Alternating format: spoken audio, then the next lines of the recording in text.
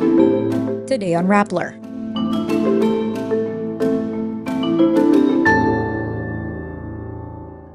Former President Rodrigo Duterte is summoned to appear before a city prosecutor for the first time. Retired Supreme Court Justice Antonio Carpio challenges the constitutionality of confidential funds before the High Court. President Ferdinand Marcos Jr. heads to the United States to attend the APEC Summit. Israeli soldiers raid Gaza's Al-Shifa hospital. Pop star Janet Jackson will return to Manila for a concert. Courteney Cox and LeBlanc pay tribute to former co-star Matthew Perry. And a police officer is charged for the kidnapping of missing beauty queen Catherine Camilon. Former President Rodrigo Duterte has been sent a subpoena to appear before the office of the city prosecutor in Quezon City next month and submit a counter-affidavit to the criminal complaint filed by Alliance of Concerned Teachers representative Franz Castro. This is the first subpoena issued to Duterte since his term as president ended in June 2022. In his rant on live television in October, Duterte threatened to kill Castro using the proposed intelligence funds and link Castro to the communist armed movement. The subpoena is dated October 27, days after Castro filed a grave threats complaint against the former chief executive. Castro says she hopes Duterte, quote, will face the charges and participate in the preliminary investigation. The preliminary investigation is slated for December 4 and 11.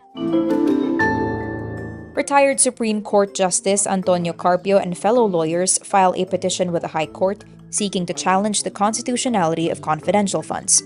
The petitioners ask the SC to declare null and void Joint Circular No. 2015-01 and Executive Order No. 2, also known as the Freedom of Information. They ask the High Court to bar the respondents or any person and entity from enforcing the circular and the EO.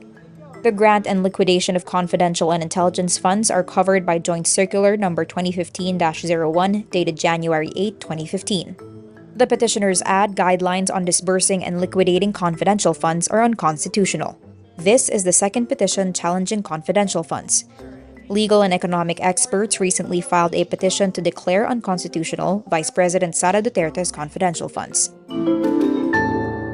President Ferdinand Marcos Jr. left for San Francisco, California on Tuesday, November 14, to participate in the 2023 Asia-Pacific Economic Cooperation Summit and go on working visits to Los Angeles and Honolulu in Hawaii. Marcos will join other leaders of APEC member economies for the 30th installment of the annual summit. The leaders' meeting will take place from November 15 to 17, but senior finance officials and ministers held preparatory talks from November 11 to 14. Meantime, Chinese President Xi Jinping visits the United States for the first time in 6 years on Tuesday, November 14. Xi's summit with Biden is seen as an opportunity to reduce friction between the two nations.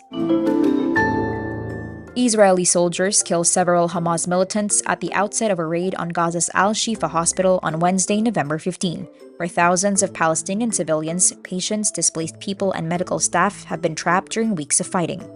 Israel says it launched the raid because Hamas has a command center underneath the hospital and uses connected tunnels to conceal military operations and to hold hostages. Hamas denies this claim. Israeli Army radio says 5 militants were killed and weapons were found inside the Al-Shifa compound. Global calls for a humanitarian ceasefire have mounted in recent days as Al-Shifa becomes the focus of Israel's war on Hamas, and fears grow for thousands of people trapped in the front line of the conflict. Pop star Janet Jackson is returning to the Philippines after over a decade.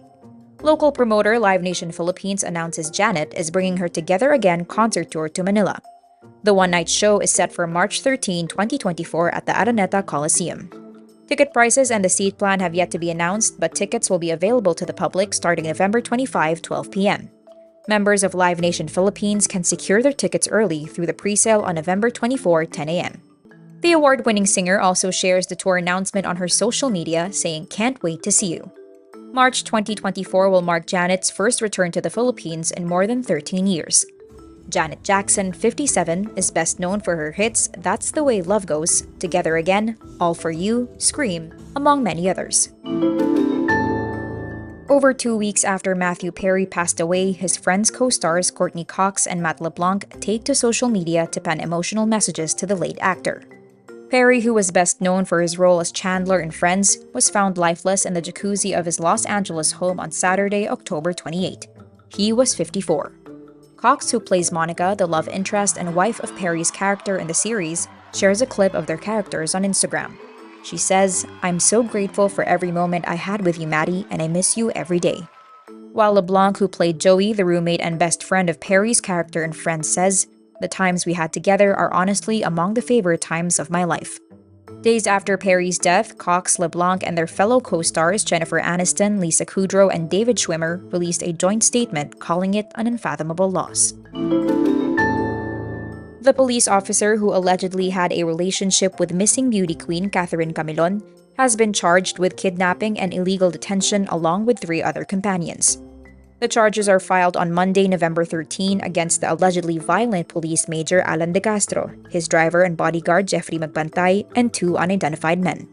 An Inquirer report quotes Calabarzon Criminal Investigation and Detection Group Chief Jacinto Malinao Jr. as saying he fears Camilon is in danger, and adds he hopes for the best but expects the worst. Authorities say De Castro, who claims his innocence, is allegedly capable of violence, citing instances of physical harm towards Camilon. Witnesses claim they saw a bloodied Camilon being transferred by 3 men from her car to another vehicle on October 12. The gunman, who had a distinct tattoo and physical features, was identified as Magbantay in a rogues gallery of the CIDG. And that's today's wrap. I'm Nina Liu. Thank you for watching. Click the link below for the full story. Follow us on Rappler's YouTube, Facebook, X, Instagram, and TikTok.